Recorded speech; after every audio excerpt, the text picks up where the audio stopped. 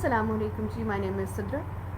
जैसा कि आप जानते हैं कि इस प्रोग्राम के थ्रू मैं आपकी मुलाकात कुछ ऐसे लोगों से करवाती हूँ जिनका काम जिनकी हार्ड वर्किंग एक रोल मॉडल बन जाती है आने वाले लोगों के लिए। और उनकी अचीवमेंट्स जो हैं वो ना सिर्फ अपने लिए होती बल्कि वो एक ऐसे एंटरप्रेन्योर बनते हैं कि उनके साथ बहुत सारे और लोग भी फ़ायदा उठाते हैं। आज जो हमारे गेस्ट हैं वो एक रियल एंटरप्रेन्योर हैं। उनकी हार्ड वर्किंग और उनकी जो स्ट्रगल है वो अपने साथ और इस सोसाइटी के साथ मिलकर रही है। इससे पहले कि मैं अपने गेस्ट को मिलवाऊँ आपसे, and before this interview series is sponsored by Rehan foundation and institute of peace. आइए मुलाकात करते हैं अपने गेस्ट से, जुरैस खान से। ये जी अस्सलाम वालेकुम sir. Walaikum Assalam. It's really pleasure for me to inviting me, Sidra. I'm really thankful to you.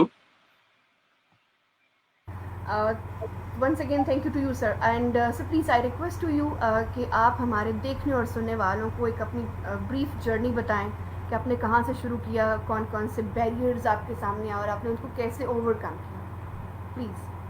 Absolutely. Viewers, Assalamu alaikum. This is me, Zorais Mughal. I am a Pakistani American living in New York for like 6 years. And journey कुछ इस तरीके से है कि मैं शुरू से life school life से कॉलेज लाइफ से जो है वो फ्रंट बेंचर हूँ और इस तरह से मैं अपने स्टेज मैनेजमेंट और स्पीचेस और monitor as like class representative तो मैं शुरू से रहा हूँ। और उसके अलावा मेरी जो है वो हॉबीज़ में ये भी रहा है कि मेरी हमेशा से कोशिश होती थी कि मैं कोई ट्रेनिंग्स जो है वो प्रोफेशनल ट्रेनिंग्स जो है वो करता रहूँ। लाइक मैं स्कूल लेवल पे ही like I was in 8th class मैंने जो है वो एक प्रोग्राम किया था English access micro scholarship program that was a program by the US government and implemented by the Battlebird Foundation in Multan. तो 2008 में 2006 में ये स्टार्ट हुआ था, हमारा 2 इयर्स का था। तो वो भी किया, उसमें मैं था और उसमें मेरा काफ़ी सारा जो है वो कॉन्फिडेंस जो है वो बहाल हुआ और काफ़ी सारी एक्टिविटीज़ हमने की और फर्स्ट टाइम मैं जो है वो यूएस कॉन्सुलेट भी मैंने विजिट किया था।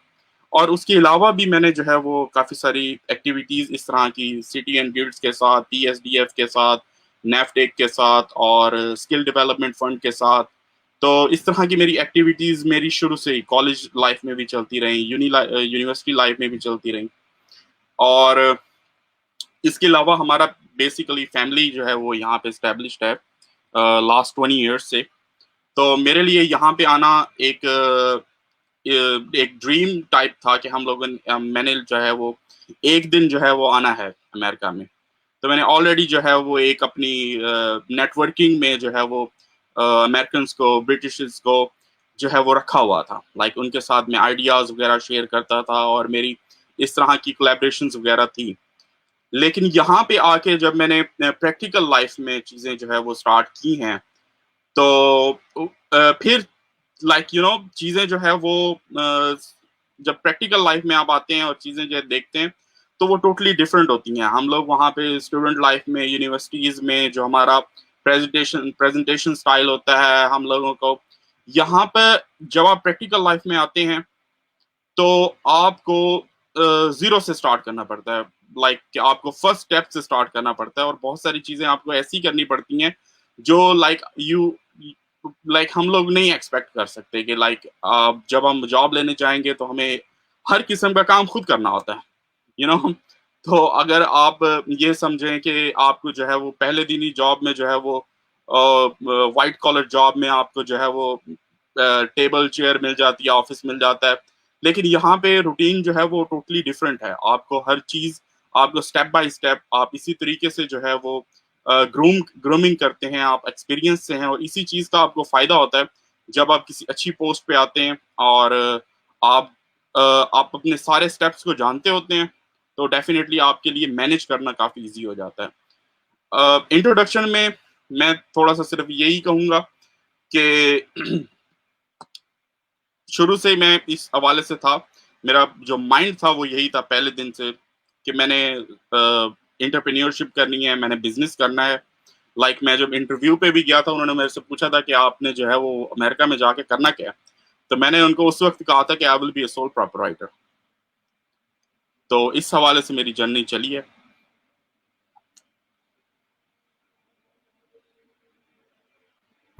इससे एक चीज़ जो मैंने आपकी प्रोडक्शन में देखी वो आपकी कमिटमेंट और आपकी कंसिस्टेंसी जो है, दैट्स अमेजिंग। कि आपने पहले ही प्लान कर लिया था कि आपका टारगेट ये है और आपने इस तरह काम करना शुरू कर दिया। आपने अपने इंटरव्यू में एक बात बताई अपने इंट्रोडक्शन में कि आपने शुरू से ही अपना कनेक्शन, अपनी कनेक्टिविटी जो है पाकिस्तान में ही रहते हुए फॉरेनर्स के साथ बनाना शुरू कर दी।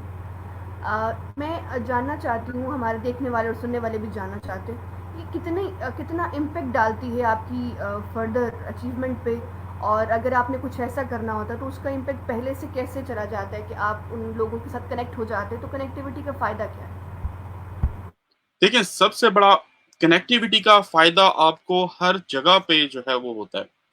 हम किसी भी लेवल के ऊपर, इवन पाकिस्तान में भी हमारे बहुत सारे काम ऐसे होते हैं जो हम लोग कहते हैं कि ये पॉजिटिव नहीं है, लेकिन अगर हम रियल सेंस में देखते हैं तो हमारी फैमिली का बैकग्राउंड, हमारी फैमिली, हमारी सोशल नेटवर्किंग, इन चीज़ों का हमारी लाइफ में बहुत इम्पैक्ट होता है।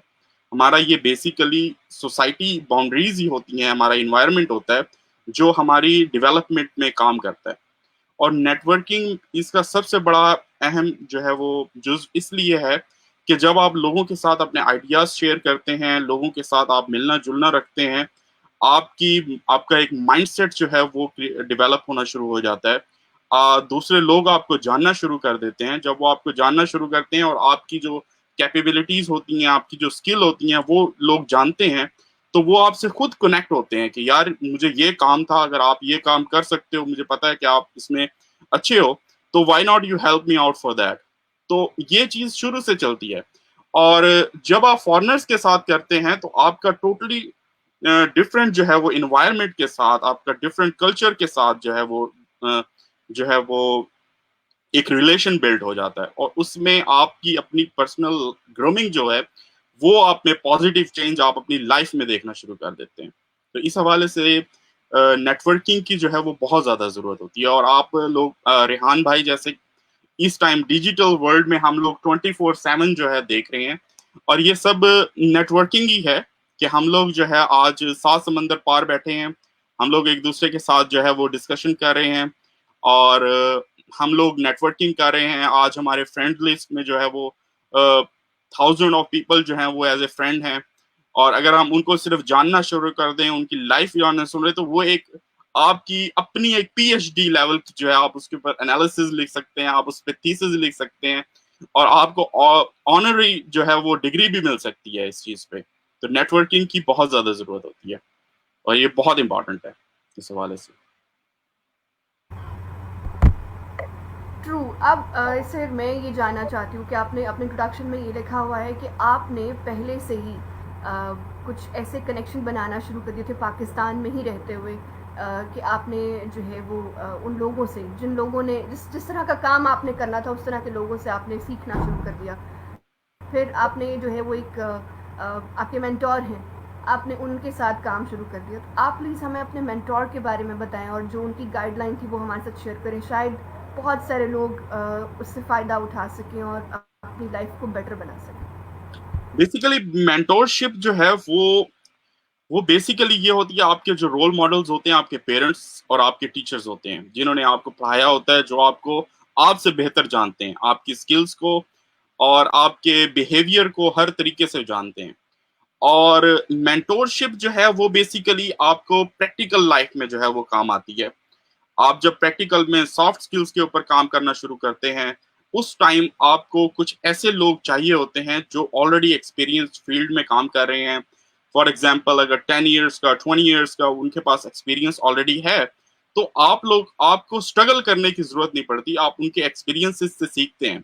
और बेसिकली यही लर्निंग होती है जब आप खुद अपनी पॉकेट से पे करते हैं। आपको पता होता है कि आपके पेरेंट्स आपको नहीं सपोर्ट कर रहे, आपकी फैमिली आपको सपोर्ट नहीं कर रही, you are paying from your pocket.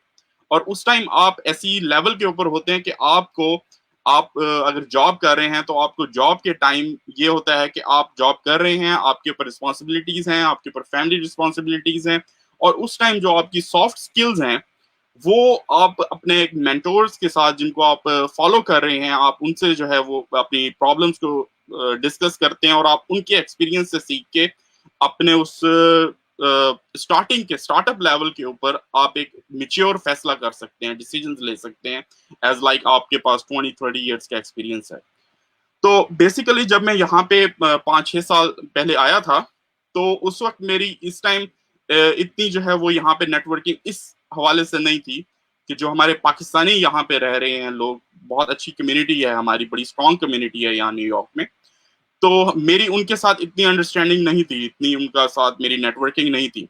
लेकिन with the passage of time मेरी आमिर भाई के साथ मुलाकात हुई, मेरी सर मुनव्वर के साथ मुलाकात हुई, और सर मिर्जा अली के साथ हुई, और इन दिनों में इस पेंडेमिक के टाइम में जो है वो थोड़ी सी हमारी डिस्कशन ज्यादा हो गई। अब मुनव्वर भाई का ऐसा है कि सर मुनव्वर जो है वो मेरे से I will say like 15 minutes की ड्राइव पे हैं। हम लोग दोनों जो है वो लॉन्ग आइलैंड एरिया है हमारा, जो है वो हम सिटी से थोड़ा दूर रहते हैं। तो I will say like 3 or 4 miles away he is from me. But हमारी मुलाकात सिर्फ 5 से 10 मिनट की हुई थी फर्स्ट टाइम, और उसके बाद जो है हमारी फोन पे डिस्कशन होती रहती है। कभी वो पाकिस्तान होते हैं या मैं पाकिस्तान होता हूँ, मेरा प्लान होता है कि मैं पाकिस्तान में मिल लूंगा, तो मेरा पाकिस्तान में उनसे नहीं मिल सकता। कभी मेरा दुबई में 1-2 दफा प्लान हुआ कि हम वहां पे मिल लेते हैं, वहां भी प्लान नहीं हुआ। तो बट हमारी फोन के ऊपर डिस्कशन चलती रहती है। और अब जो हमारा 100 अप्रेंटिस का प्रोग्राम है, इसका इनिशिएटिव जब हमने लिया तो हम और ज्यादा करीब हो गए एक दूसरे के लाइक हमने जो है वो अपनी एक टीम डेवलप करने के हवाले से, और इस तरीके से जब हमने अपना एक विजन और चीजें डिस्कस की, तो इसमें हम बहुत अच्छा लाइक रिस्पॉन्स भी देख रहे हैं, और मेरी अपनी पर्सनैलिटी में बहुत ज्यादा जो है वो पॉजिटिव चेंज आ रहा है।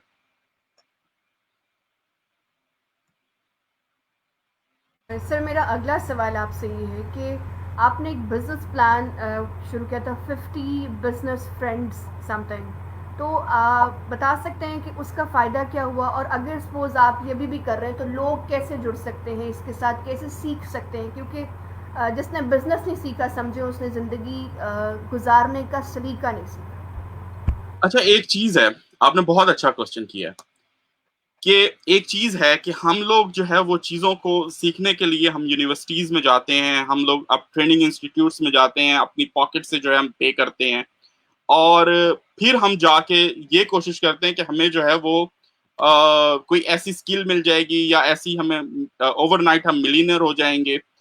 तो प्रैक्टिकल लाइफ में ये चीजें इस तरह से एब्सोल्युटली नहीं है। अब इन चीजों को सीखने के लिए आपको प्रैक्टिकल बिजनेस में आना पड़ता है। जब आप चीज को सीखते हैं, बिजनेस एक ऐसी चीज है, ऐसी फील्ड है, जब कि आप यूनिवर्सिटीज में जाएंगे तो आप पीएचडी भी अगर बिजनेस में कर लेंगे तो आप एज ए प्रोफेसर काम करेंगे। आप किसी कॉन्वोकेशन में जो है वो स्पीकर जब जाके बात करेंगे, तो वहां पे एज ए प्रोफेसर आप डीन जो है वो काम कर रहे होंगे यूनिवर्सिटी का। लेकिन जो मोटिवेशनल स्पीकर आएगा, या उनको जो है वो स्पीच करने के लिए स्टूडेंट्स को आएगा, वो डेफिनेटली एक एक्सपीरियंस बिजनेसमैन आएगा। तो जो एक्सपीरियंस बिजनेसमैन आएगा वो आके अपने एक्सपीरियंसेस के साथ बताएगा कि उसने लास्ट 30 ईयर्स में, 40 ईयर्स में बेसिकली किया क्या है और सीखा क्या है। सॉरी, और सीखा क्या है। तो हमारा जो ये प्लान है, हम लोग basically we are the learners. हम लोग सिर्फ बिजनेस को सीख रहे हैं, और सीखने का हमने थोड़ा सा, हमारा जो कॉन्सेप्ट है वो ये है कि आप क्लास में आपके पास 25-30 स्टूडेंट्स होते हैं, और आपके पास एक टीचर होता है। जो हमारा पूरी दुनिया में एक स्टाइल है टीचिंग का, उसमें आपको 25-30 स्टूडेंट्स मिलते हैं, और वहां पे एक पर्टिकुलर टीचर आता है, वो आपको अपना लेक्चर देता है। हम लोगों ने क्या किया है कि हम कह रहे हैं कि वो एक स्टूडेंट है, और उसके सामने जो है वो 50 और 60 टीचर्स हैं। वो अपना क्वेश्चन रेस करता है, और वो उन 50-60 स्टूडेंट टीचर्स के साथ सामने जो है वो अपना इस प्रॉब्लम बताता है। अब वो 50-60 टीचर्स जो हैं वो उसके प्रॉब्लम को सॉल्व करने के लिए एक स्ट्रेटेजी उसको देते हैं। अब जिस टीचर के साथ उसकी अंडरस्टैंडिंग होती है, जिस टीचर की उसको समझ आती है, वो उनको एज ए मेंटोर अपना जो है वो सेलेक्ट करता है और उनकी मेंटोरशिप में उनको उनको फॉलो करता है। ठीक है। अब जब वो उनको फॉलो करना शुरू करता है, वो उनके साथ डिस्कशंस शुरू करता है, वो अपने प्रॉब्लम्स को सॉल्यूशन के लिए जाता है, उनके एक्सपीरियंस के साथ सीखता है, तो बेसिकली यही हमारी मेंटोरशिप है। और इसी तरीके से हम लोग अपनी मर्जी का जो है वो एक टीचर मुंतखब करते हैं, अपना मेंटोर मुंतखब करते हैं। और इसी सिलसिले में हम लोगों ने जो है वो अप्रेंटिसशिप प्रोग्राम स्टार्ट किया। मेरे जो 50 बिजनेस फ्रेंड्स हैं, उसमें हम लोग यही चीज सीख रहे हैं कि इसको बिजनेस को जो है वो प्रोडक्ट हंट कैसे करते हैं, प्रोडक्ट मार्केटिंग कैसे करते हैं, प्रोडक्ट डिजाइन किस तरह से करते हैं, कस्टमर सर्विस किस तरह से करते हैं, कस्टमर एक्विजिशन किस तरह से करते हैं, फिर सोल प्रोपराइटरशिप से हम प्रोपराइटरशिप में और कॉर्पोरेट सेक्टर में पार्टनरशिप में और as a investor wealth management हम किस तरह से कर सकते हैं, हम लोग कॉर्पोरेट सेक्टर में किस तरीके से सस्टेन कर सकते हैं। तो ये सब छोटे छोटे इजी टर्म्स हैं, जिन चीजों को हम प्रैक्टिकल लाइफ में एक दूसरे के साथ डिस्कस करके जो है वो सीखने की कोशिश कर रहे हैं। That's amazing thing. अब से सिचुएशन बदल चुकी है इस पेंडेमिक के बाद। जिस जिस मेथड को यूज़ किया जाता था, या जिस कंडीशन के थ्रू हम लोग जो है वो बिज़नेस करते थे, मार्केटिंग को टारगेट करते थे, वो तो अब ख़त्म हो गई। अब तो नई स्ट्रैटेजी अप्लाई करनी पड़ेगी। और डेफिनेटली शायद अभी तक किसी ने वो बुक भी राइट ना की हो, कि कोई अपना एक्सपीरियंस भी शेयर ना किया हो कि अब हमने नेक्स्ट फॉरवर्ड कैसे चलना है इस वर्चुअल वर्ल्ड में। तो आप क्या सजेस्ट करते हैं कि इस वर्चुअल वर्ल्ड में हमें अब कौन कौन सी बिजनेस स्ट्रैटेजीज को फॉलो करना है, और कैसे अपने बिजनेस की रेवोल्यूशन के लिए काम करना है? सबसे बड़ी बात यह है कि हम लोग जो है वो इस टाइम हमारा डिफरेंस ये है कि हम लोग एक किस्म की फर्स्ट वर्ल्ड कंट्री में मैं बैठा हूँ, आप so called third world country की सिचुएशन में सिनेरियो में बैठे हैं। हम लोग जब भी पाकिस्तान की जो है वो मार्केट की वैल्यू देखते हैं या मार्केट को हम रिसर्च करते हैं, तो उसमें सबसे बड़ा डिफरेंस ये है कि यहाँ की मार्केट जो है वो ऑलरेडी एक प्लेटफॉर्म यहाँ पे सेटअप हुआ हुआ है। इन लोगों की जो रिसर्च थी वो पिछले तकरीबन कोई, आपने देखा है 10 से 15 साल के अंदर अंदर हमारी चीजें बिल्कुल टोटली हमारा जो है वो डिजिटल वर्ल्ड जो है वो चेंज हुआ है।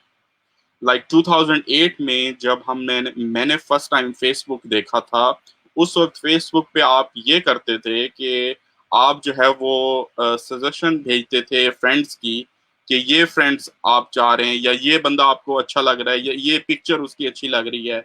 उसके बाद आपकी जो है वो एक फ्रेंड लिस्ट बन गई, और फिर ये चीजें चेंज होते होते आज ये सिचुएशन आ गई है कि हम लोग जो है वो एक दूसरे के साथ वीडियो कॉन्फ्रेंसिंग कर रहे हैं, लाइव जा रहे हैं, हमें मोर देन 1000 पीपल जो है वो हमें देख सकते हैं।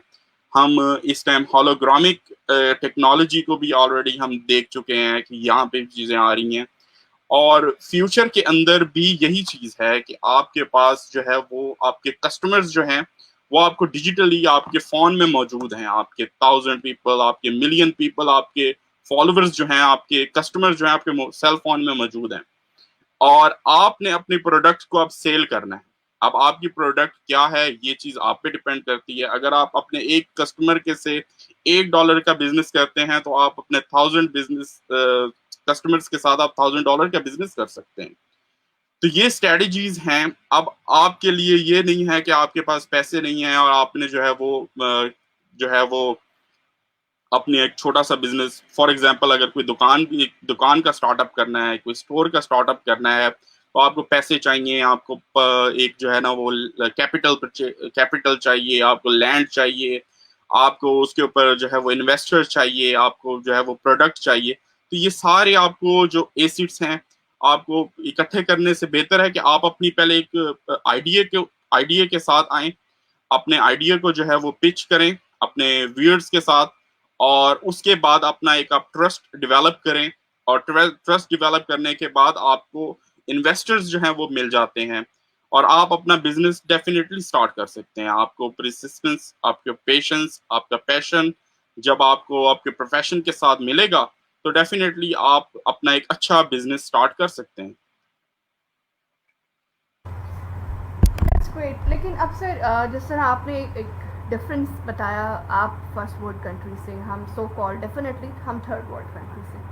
अब आपने पाकिस्तान में भी काम किया है, आपने न्यूयॉर्क में भी काम किया, and still you are working, और अभी भी आपका इंट्रैक्शन रहता है क्योंकि आप पाकिस्तान आते जाते रहते हैं। तो जी, सर आप क्या डिफरेंस देखते हैं कि हमारी तरफ से क्या मतलब नेग्लिजेंस हो रही हैं, क्या हम लोग छूट रहा है हमसे, और क्या चीज़ें जो हैं वो फर्स्ट वर्ल्ड कंट्री वाले जो भी एक्स वाई जी कंट्री है वो कैसे उनको अडॉप्ट कर रहा है? मीन आप ये कह सकते हैं what is the differences between us and you?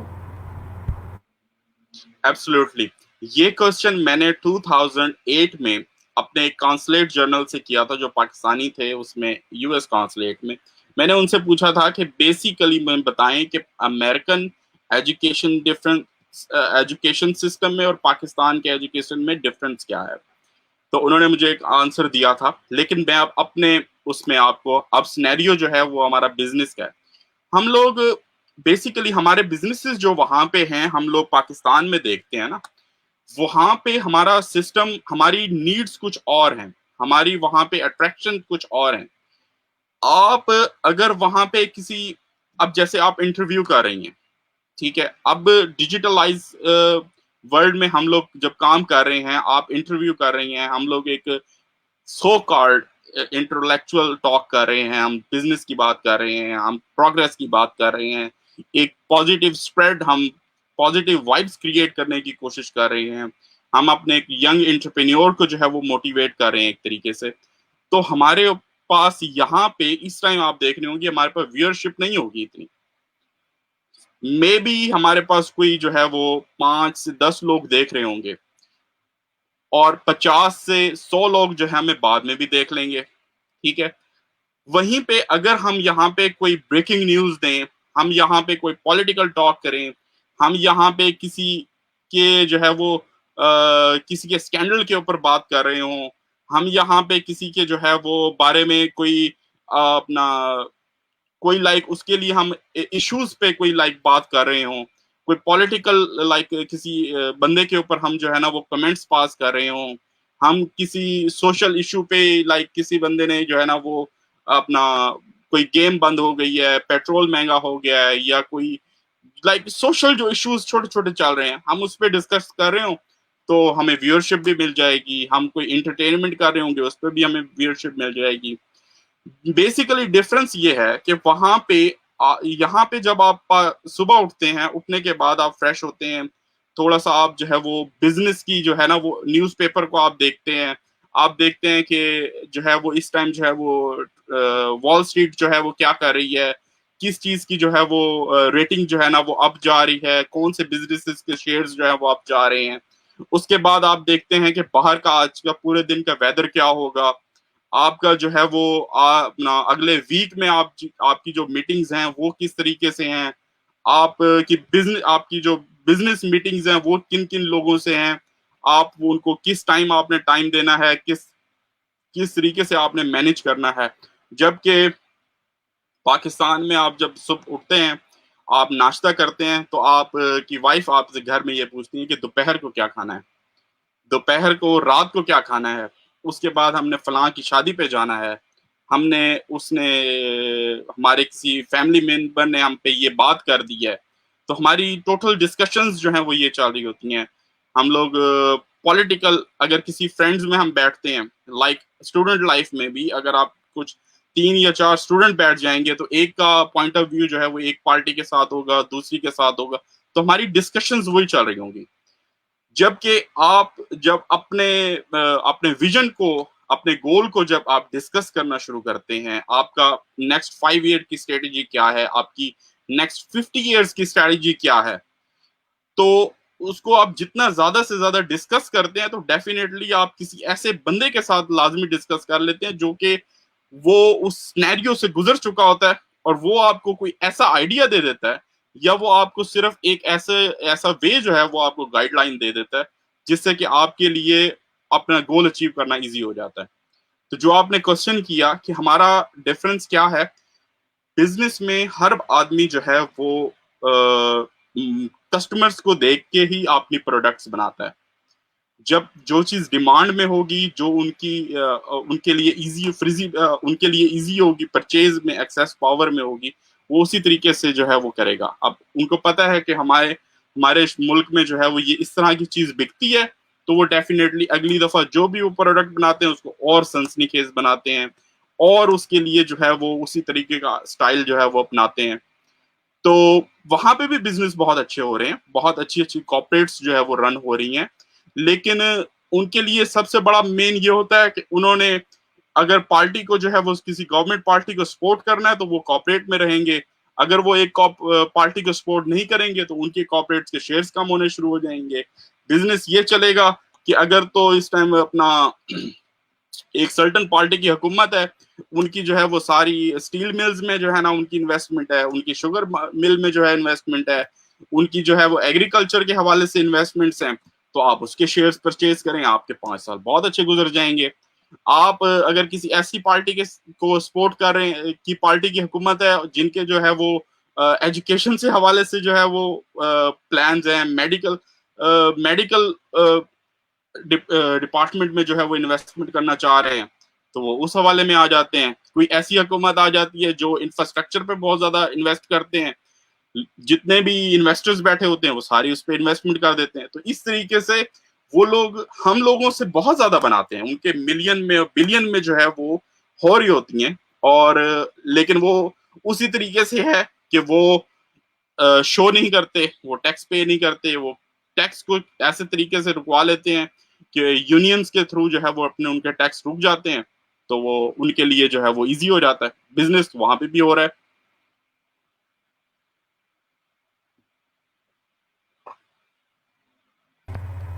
Definitely sir, जिस तरह आपने अपने पिछले दो आंसर्स में बताया कि हमारे पास कोई भी ऐसा एक्सपीरियंस बिजनेसमैन या बिजनेस टाइकॉन नहीं है जो हमारे बच्चों को यूनिवर्सिटीज़ और कॉलेजेस में जाकर बिजनेस की एक्चुअल स्ट्रैटेजीज बता सके।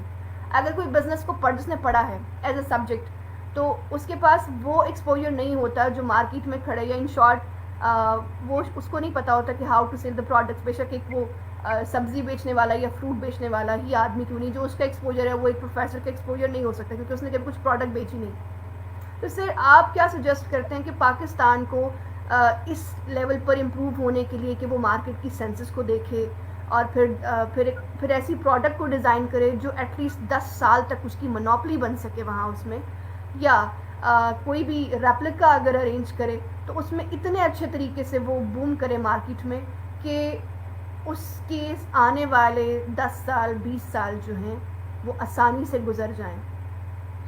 पाकिस्तान में ना सबसे बड़ा जो प्रॉब्लम है ना इस टाइम भी, बिजनेस जो ज्यादातर जो इन्वेस्टर्स यहाँ अपना दूसरे ममालिक से जाके इन्वेस्टमेंट करते हैं, उनके लिए सबसे ज्यादा प्रॉब्लम जो होता है वो होल्डिंग कॉस्ट का होता है।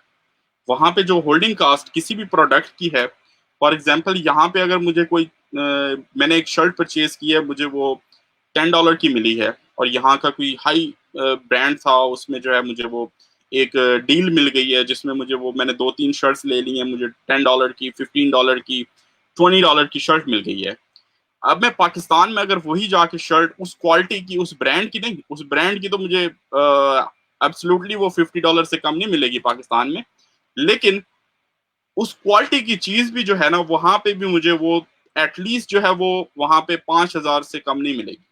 एक अच्छी शर्ट आपको पाकिस्तान में 5,000 to 6,000 की आपको शर्ट मिलती है, ठीक है, जो कि आप एक ऑफिशियली आप शर्ट यूज करते हैं, आपको पैंट भी जो है वो ऐसे ही मिलती है, ट्राउजर्स, ठीक है।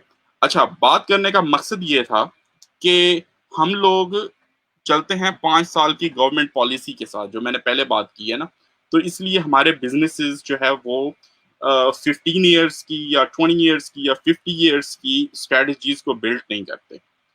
वो लोग उसी चीज में रहते हैं कि एक स्टफ उन्होंने परचेज किया, उन्होंने जो है उसकी अपना फॉर एग्जांपल किसी भी चीज की जो है वो उन्होंने स्टार्ट किया है, उन्होंने 5 से 10 साल का प्लान रखा है, उसके बाद उन्होंने जो है उसको सेल आउट कर देना है, या उन्होंने किसी ना किसी उसमें मीन्स उनका 5 से 10 साल का है।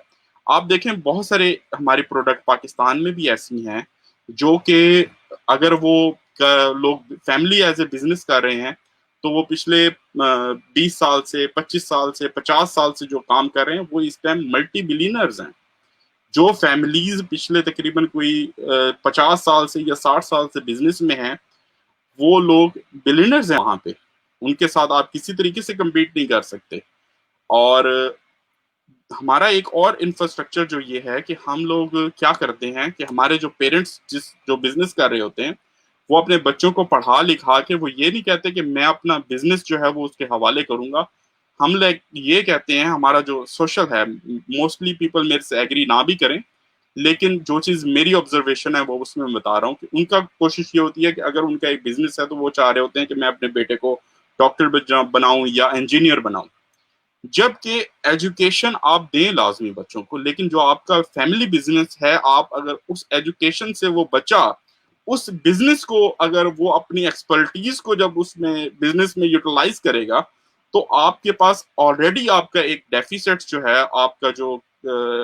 आपका जो बिजनेस का लाइक एक क्रेडिट लाइन है या आपके जो एसिड्स हैं, उसमें जब एक नई वेव आएगी, नया जो है वो एक माइंडसेट आएगा और वो आपका बच्चा जो है उसको आगे परस्यू करेगा, तो आपका एक बिजनेस पिछले 20 साल से चल रहा है, तो उसको 20 साल के एक्सपीरियंस के साथ आप लेटेस्ट टेक्नोलॉजी में जब वो जाएगा तो डेफिनेटली वो बूम करेगा। और इसी तरीके से 50 साल से 60 साल से बिजनेस जो है वो फैमिलीज के बिजनेस जो स्टैब्लिश होते हैं वो इसी तरीके से चलते हैं।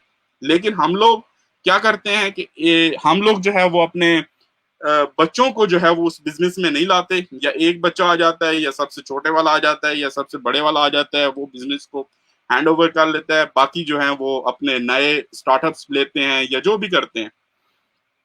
तो हम लोगों को इस चीज की बहुत ज्यादा जरूरत है कि जो भी पाकिस्तान में बिजनेसेस चल रहे हैं, उनको उनकी लाइफ स्पैन को जो है वो बढ़ाया जाए। उनके लाइक अगर वो 10 ईयर्स के हैं, 20 ईयर्स, 100 ईयर्स के जब वो बिजनेस स्टैब्लिश होंगे, तो वो दूसरे ज्यादा से ज्यादा लोगों को एम्पावरमेंट देंगे, एम्प्लॉयमेंट जनरेट करेंगे। क्योंकि एक कंपनी अगर पिछले 10 साल से जो है वो बिजनेस में है, तो उसके पास कैपेसिटी ज्यादा है, वो नए बंदों को ला सकती है। ना कि कल एक बंदे ने बिजनेस स्टार्ट किया है, वो खुद बेचारा भी ये सोच रहा है कि जी मेरी जो है वो एसेट और लायबिलिटी की जो स्टेटमेंट बननी है, मेरी जो अपना इक्विटी बन के आनी है साल के एंड में, लॉस स्टेटमेंट जो बन के आनी है, उसमें क्या पता मुझे भी कुछ मिलेगा या मे बी मुझे भी अगले साल कोई नया बिजनेस स्टार्ट करना पड़े।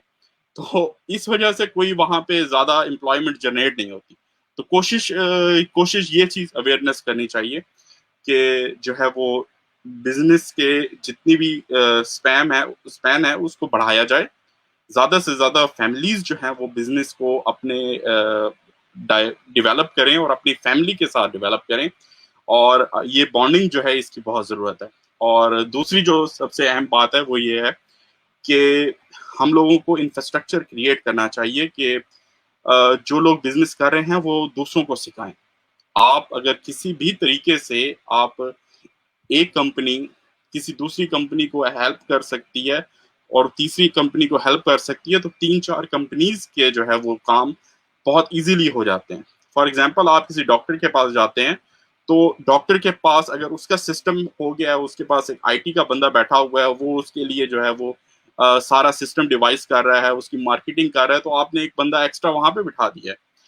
वहीं पे आपको जो है वो प्रिस्क्रिप्शन के लिए सारी मेडिसिन जो है वहां पे अवेलेबल है, तो वहां पे आपने उसको एक और बंदे को जो है वो जॉब दे दी है। जबकि आप देखें तो वहां पे एक ही डॉक्टर साहब होते हैं, एक उनके साथ कंपाउंडर होता है, वो पूरी क्लिनिक चल रही होती है। जबकि वहां पे अगर सेटअप दे दिया जाए, ऑटोमेटिकली अपॉइंटमेंट्स बननी शुरू हो जाएं, ऑटोमेटिकली उनके जो है वो बिलिंग स्टार्ट हो जाए, और इसी तरीके से उनकी कस्टमर सर्विस के वो अपने जितने भी उनके कस्टमर्स हैं, पेशेंट्स हैं, उनके साथ वो अपनी कोलैबोरेशन स्टार्ट कर लें, उनको बताना शुरू कर दें कि जी आपका जो है ना वो इस दिन जो है वो ये टेस्ट है, इस दिन ये टेस्ट है। फिर जैसे ही आपके वो मरीज उनके पास जाता है, वो उनको जो है वो अपने उनके टेस्ट वगैरह जो है वो वहां पे कंडक्ट करें। तो इस तरीके से जब एक शख्स जो है वो अपनी रिसोर्सेज को यूटिलाइज करके एक टीम वर्क में काम करेगा, तो डेफिनेटली उससे बहुत ज्यादा जो है वो ह्यूमन रिसोर्स जो है वो जनरेट भी होगा और एम्पावरमेंट भी बढ़ेगी। सर मैं आखिर में आपसे एक बात पूछना चाहती हूँ, क्योंकि अक्सर प्रैक्टिस देखी गई है समटाइम सोशल मीडिया के थ्रू और उसके अलावा डिफरेंट वे से पता चलता है कि जितने भी फर्स्ट वर्ल्ड कंट्रीज़ हैं वो अपने बिजनेस के लिए business consultant business coach hire करते हैं। पूरी पूरी कंपनियों के साथ उनके कॉन्ट्रैक्ट होते हैं, जो उनको गाइड करते हैं या ड्यूरिंग जो उनकी एग्जीक्यूशन होती है किसी भी प्रोडक्ट की, उसको लॉन्च करने में, उसको उसकी प्रोडक्ट क्वालिटी और काम करने की क्वालिटी सबको देखने के लिए वो कोच करते हैं। लेकिन सर पाकिस्तान में ये मसला ये है कि एक बिजनेसमैन है, वो सबसे पहले तो यही समझता है कि मुझे किसी कोच की ज़रूरत नहीं है, I am all in all. और यही वजह होती है कि जिस तरह आपने कहा कि ये बहुत ज़रूरी है कि एक फैमिली बिजनेस जो है वो फैमिली के साथ साथ जनरेशन के साथ साथ आगे ग्रो करे। लेकिन होता यहाँ ये कि जो पुराना बिजनेसमैन है यानी फादर हैं, ग्रैंड फादर्स हैं, they are not give a chance to new generation. वो समझते हैं तुम आकर कैसे प्लान कर सकते हो, यू हैवंट एन आइडिया कि कितनी, एब्सोल्युटली। मतलब ये तो एक बड़ा डिफिकल्ट है। अब यहाँ आप इस प्रोग्राम के थ्रू क्या सजेस्ट करेंगे, क्या रिक्वेस्ट करेंगे उन जो पुराने बिजनेसमैन हैं जो अपना बिजनेस या अपने मरने के बाद तो अपने बच्चों को देना चाहते हैं, लेकिन अपनी ज़िंदगी में उनको हैंड ओवर नहीं करना चाहते, उनकी उनकी इन्वॉल्वमेंट शो नहीं करना चाहते, उनके ऑर्डर्स, उनकी रिक्वेस्ट, उनके आइडियाज़ वहाँ पिंच नहीं करना चाहते। तो इससे क्या इम्पेक्ट होता है? डेफिनेटली बिजनेस तो ख़त्म होगा, लेकिन हमें इसको ओवरकम कैसे करना है, हमारी जनरेशन के लिए कितना ज़रूरी है? देखिए, आज से अगर 30 या 40 साल पहले, मैं खुद भी एक यंग हूँ और मुझे हमने जो देखा है ऑब्जर्वेशन में वो ये है कि 30 से 40 साल पहले हमारे मुल्क में जो सबसे ज़्यादा चीज़ थी वो स्मॉल बिज़नेस इंडस्ट्री जो थी, हमारी कॉटन इंडस्ट्री थी, हमारी कारपेट्स की जो इंडस्ट्री थी, हमारी जो है वो स्मॉल जितनी भी छोटी मशीनरी हैं, रबड़ इंडस्ट्री है, ये सारी इंडस्ट्रीज़ जो है वो हमारे हम लोगों के जो है ना वो अंदरून शहर के घरों में होती थी। कारपेट्स जो है वो घर में बन रहे होते थे। खद्दड़ जो है वो घर में बन रहा होता था। करंडी के जो है वो घर में जो है वो खड्डियाँ लगी हुई होती थी। उसके अलावा और बहुत सारी गारमेंट्स की चीज़ें ऐसी हैं जिनकी जो है वो स्मॉल इंडस्ट्री जो है वो बनी हुई थी। अब हमारे साथ ये हुआ है कि हम लोग बेसिकली फाइनेंशियल डिपेंडेंट हो गए हैं अपनी नेबरिंग कंट्रीज़ के। और नेबरिंग कंट्रीज़ में हम लोग इतने फाइनेंशियल मैंने अभी जो बात की थी कि हमारी होल्डिंग कॉस्ट जो है वो वहाँ पे ज़्यादा है। और उसकी वजह ये है कि हम लोग फाइनेंशियली डिपेंडेंट ये हो गए हैं कि अगर एक चीज़ हम अपने मुल्क में तैयार करते हैं तो उसकी कॉस्ट हमें पड़ती है ₹100, जबकि वही चीज़ हमें हमारे नेबरिंग कंट्रीज से हमें वो जो है वो ₹20 की मिल जाती है। अब उससे हमें नुकसान ये हुआ है कि हमारी जितनी भी स्मॉल इंडस्ट्री थी वो आहिस्ता आहिस्ता खत्म होने के साथ साथ बिल्कुल खत्म हो गई है। ठीक है, बहुत कम लेवल के ऊपर अब वो इंडस्ट्रीज हैं। हम लोग जो है वो दोबारा स्टार्ट भी इस तरह से नहीं कर सकते। और एक जो आपने बात की है वो बहुत अच्छी कि फैमिलीज बिजनेस जो हैं वो इस तरह से हुए हैं कि पेरेंट्स ने अपने बच्चों को जो है वो बिजनेस के साथ इन नहीं किया, वो अपनी एक स्टार्टअप में पड़ गए हैं। तो मेरी रिक्वेस्ट ये होगी कि जितने भी लोग बिजनेस कर रहे हैं, डजेंट मैटर कि आप बहुत बड़ा बिजनेस कर रहे हैं या बहुत छोटा बिजनेस कर रहे हैं, अपने बिजनेस को आप नए लोगों में अपने एज ए अप्रेंटिसेस हायर करें, अपने इंटर्न्स हायर करें, अपने लोगों को जो है वो हायर करके उनको आप बिल्कुल इंसेंटिव के ऊपर आप उनको जो है वो ट्रेनिंग दें। लाइक जैसे इनक्यूबेटर सेंटर्स बन रहे हैं, जिस तरह से ई कॉमर्स के जरिए जो है वो बहुत सारे स्मॉल इंस्टीट्यूट्स जो हैं वो काम कर रहे हैं, इसी तरीके से आप लोग उनको हायर करें। वो जो स्टूडेंट्स यूनिवर्सिटीज से निकल रहे हैं, जो आप उनको कहीं ना कहीं एडजस्ट करें, लाइक एक टीम वर्क में वो आ जाएं। और जो नए स्टूडेंट्स हैं उनको एक चीज समझनी होगी कि आप यूनिवर्सिटी से निकल के राइट अवे आप बिजनेस स्टार्ट नहीं कर सकते। आपको मार्केटिंग के लिए अलग बंदा चाहिए, आपको ह्यूमन रिसोर्स के लिए अलग बंदा चाहिए, आपको प्रोडक्ट को जो है वो डिजाइन करने में अलग बंदा चाहिए, आपको हर चीज के लिए एक पूरा डिपार्टमेंट चाहिए। आप अगर तो आप अपने एक ग्रुप के साथ, जिस तरह से आप अपना थीसिस कर रहे होते हैं, आप प्रोजेक्ट बना रहे होते हैं और आपकी एक कोलैबोरेशन बन जाती है 4 से 5 स्टूडेंट्स की, 10 स्टूडेंट के ग्रुप काम करते हैं। अगर आप उन 10 लोगों के स्टूडेंट्स के ग्रुप के अंदर कोई स्टार्टअप लेते हैं, it's well and good. But जिन लोगों की वहां पे टीम डेवलपमेंट नहीं हुई और वो अगर चाह के बिजनेस करना चाहते हैं, तो उनको सोचना चाहिए वो अपना एक्सपीरियंस लें और अपनी एक टीम तैयार करें। आप टीम तैयार करना बहुत मुश्किल काम है। आप जब वहां पे बट टीम एक तैयार कर लेते हैं तो आपके लिए बहुत सारी चीजें इजी हो जाती हैं। और उससे सबसे ज्यादा ये होता है कि आप एक यूनिटी के अंदर जब काम करते हैं तो आपके लिए एक्सेल करना किसी के नसीब से किसी को जो है वो फायदा होता है। तो ये चीज जो है वो माननी होगी कि एक शख्स के नसीब से दूसरे शख्स के नसीब को भी फायदा होता है। तो जब आप यूनिटी में काम करेंगे तो आप डेफिनेटली लर्न भी करेंगे, अर्न भी करेंगे और दूसरों के लिए एम्प्लॉयमेंट भी जनरेट करेंगे। बहुत शुक्रिया सर, बहुत शुक्रिया। और यही सब हमें हमें हमें चाहिए कि हम इसको रिवाइज करते रहें इन चीज़ों को, एटलीस्ट पाकिस्तान की बेटरमेंट के लिए। इन शॉर्ट मैं रिक्वेस्ट करूँगी आप आखिर में कोई हमारे देखने और सुनने वालों को मैसेज कन्वे करें। बिल्कुल, छोटा सा मैसेज ये है कि आप जो है अपना पैशन और प्रोफेशन एक कर लें। हर इंसान का कुछ करने का मकसद होता है। इंसान अपनी लाइफ का पर्पस ढूंढे और जितना जल्द से जल्द वो ढूंढ सकता है अपना माइंड सेट करे, अपना पैशन ढूंढे कि उसका क्या पैशन है, वो क्या करना चाहता है, किस चीज को करने में उसको इंटरेस्ट है, किस चीज में करने में वो थकता नहीं है। उस पैशन को आप जब प्रोफेशन के अंदर कन्वर्ट करेंगे, आपके लिए आपकी लाइफ बहुत इजी हो जाएगी। और जब आपकी लाइफ इजी हो जाएगी, अब आप और नई चीजें कर सकेंगे और नए जो है एक्सपोजर्स कर सकेंगे। और ज्यादा से ज्यादा अपने आप को एक्सप्लोर करें। आप टूरिज्म इंडस्ट्री को प्रमोट करें। और बहुत सारे लोग क्वेश्चंस करते हैं, मैं आपका थोड़ा सा 1-2 मिनट और लूंगा। बहुत सारे को लोग क्वेश्चन करते हैं कि जी हम दुबई किस तरह जा सकते हैं, हम लोग अमेरिका कैसे जा सकते हैं, हम लोग यूरोप पे कैसे जा सकते हैं। तो कोशिश कीजिए कि पाकिस्तान की टूरिज्म इंडस्ट्री को प्रमोट कीजिए। अपने शहर से अपने 20 किलोमीटर के रेडियस से बाहर निकलिए, दूसरी सिटीज को एक्सप्लोर कीजिए, दूसरे प्रोविंसेस को एक्सप्लोर कीजिए। अपनी इंटरेस्ट देखिए कि आप क्या देखना चाहते हैं। आप डेजर्ट में जाना चाह रहे हैं, आप माउंटेन क्लाइंबिंग करना चाह रहे हैं, आप सी साइड पे जाना चाह रहे हैं, आप 5 स्टार होटल्स को देखना चाह रहे हैं, आप इंफ्रास्ट्रक्चर को के शौकीन हैं। आप जिस चीज के शौकीन हैं उसके हवाले से एक अपनी प्रोफाइल बिल्ड कीजिए। और जब आप प्रोफाइल अपनी बिल्ड करेंगे तब आप दूसरे ममालिक का जब आप वीजा लेने के लिए जाएंगे, आप वहां पे बता सकेंगे कि मुझे शौक है, मैंने पाकिस्तान के कोई 20 शहर देख लिए हैं, मैंने कोई पाकिस्तान के 30 शहर देख लिए हैं, 4 प्रोविंसेस देख लिए हैं। अब मैं चाह रहा हूं कि मैं जो है वो जाके दुबई का विजिट करके आऊं। अब मैं चाह रहा हूं मैं सिंगापुर का विजिट करके आऊं, मलेशिया होके आऊं। आप उसके बाद आप कह सकते हैं कि मैंने जब सब कॉन्टिनेंट देख लिया है, अपना एशिया देख लिया है, तब आप उनको कह सकते हैं कि मैं यूरोप जाना चाह रहा हूँ। जब आप उस तरीके से जब आप यूरोप जाएंगे, नॉर्थ अमेरिका आएंगे, आपको वीजा लेने में भी बहुत आसानी होगी। और आप अपने पैशन के साथ जो है वो अपने इस जो आपकी एक्सप्लोर करने की स्किल्स हैं वो डेवलप हुई होंगी। बहुत सारी जगहों पे ऐसा होता है कि इंसान जो है वो बिल्कुल अपनी बर्थ प्लेस से निकल के वो राइट अवे यूरोप और अमेरिका चला जाता है और मोस्ट प्रॉब्ली पहुंच भी जाते हैं।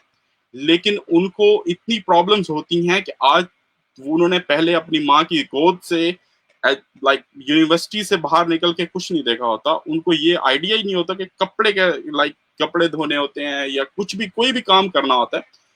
क्या आप किसी नए शहर में जाके एक नई नेटवर्किंग डेवलप करते हैं, आपको ये भी आइडिया नहीं होता कि वहां पे नेटवर्किंग किस तरह से डेवलप करनी होती है। आप वहां पे जाके बिल्कुल एक नई लैंग्वेज के साथ, एक नए इन्वायरमेंट के साथ, एक नए कल्चर के साथ जब वहां पे सेट होने की कोशिश करते हैं, आपको टाइम लगता है। जबकि आप अगर पहले एक्सपीरियंस कर चुके होंगे, आप आई थिंक आप इस्लामाबाद, आप कौन सी सिटी में है, वेयर यू फ्रॉम? जी मैं साहिवाल से। साहिब, देखें अब आप साहिवाल में हैं। अब आप अगर मुल्तान में जाके आपने पोस्टिंग की हुई है आपकी और वहां पे आपने मुल्तान में काम किया है या आपने लाहौर में काम किया है, तो आपको वहां पे एक्सपीरियंस हो गया कि आपने नेटवर्किंग किस तरीके से डेवलप करनी है। और आप एकदम से अगर साहिवाल से निकल के सीधा आप लंदन मूव करेंगी या न्यूयॉर्क मूव करेंगी, तो आपको कोई आइडिया नहीं होगा कि वहां पे नेटवर्किंग बनती कैसे है। तो मेरा सिर्फ ये जो आप लास्ट वो कह रही हैं कि मैसेज जो है वो ये है कि अपनी टूरिज्म इंडस्ट्री को प्रमोट कीजिए, अपने शौक को पूरा कीजिए और अपनी ये स्किल डेवलप कीजिए कि नए शहर, नए एरिया में जाके किस तरीके से नेटवर्किंग करनी है, वहाँ की आपने रिसर्च करनी है, और उसके बाद आपके लिए दुनिया के किसी कोने में भी जाना बहुत ईज़ी हो जाएगा। Thank you sir, thank you for your time. बहुत शुक्रिया, हमने जो है वो बिज़नेस के बारे में आपसे बहुत कुछ सीखा, और एक ऐसे शख्स से सीखा जिसकी खुद हार्ड वर्किंग बहुत है इस फील्ड में, जिनकी खुद की अचीवमेंट बहुत है। So I am very grateful to you, your time, thank your you. Words, your ideas. Thank you sir. You are welcome. Thank you, अल्लाह हाफिज़।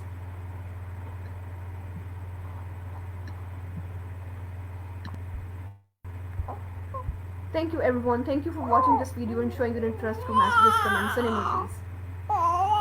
It is very necessary कि इस तरह के टॉपिक्स जो हैं वो मॉर्निंग में आपसे डिस्कस किए जाएं, ताकि आपको पूरा दिन याद रहे और आप इस मॉर्निंग के सेशन में अपने आने वाले दिन और अपने आने वाले लम्हे को प्लान कर सकें कि हमें बिज़नेस के लिए क्या करना है, क्योंकि बिज़नेस जो है ये इतना ही ज़रूरी है जितना आपके लिए सांस लेना, और डेफिनेटली इससे पहचान भी बनती है आपकी। सो हमें अदर एक्टिविटीज़ पे जाने की बजाय हमें फोकस करना है कि हमारा बिज़नेस क्या होना चाहिए, हमारी सोर्स ऑफ इनकम को कैसे हम अपग्रेड कर सकते हैं, कैसे इसमें एडिशन कर सकते हैं। So this is the way. In the end this interview series is sponsored by Rehan foundation and institute of peace. Thank you, बहुत जल्द मिलते हैं दोबारा एक और गेस्ट के साथ। Take care, take your healthy breakfast and happy, best of luck.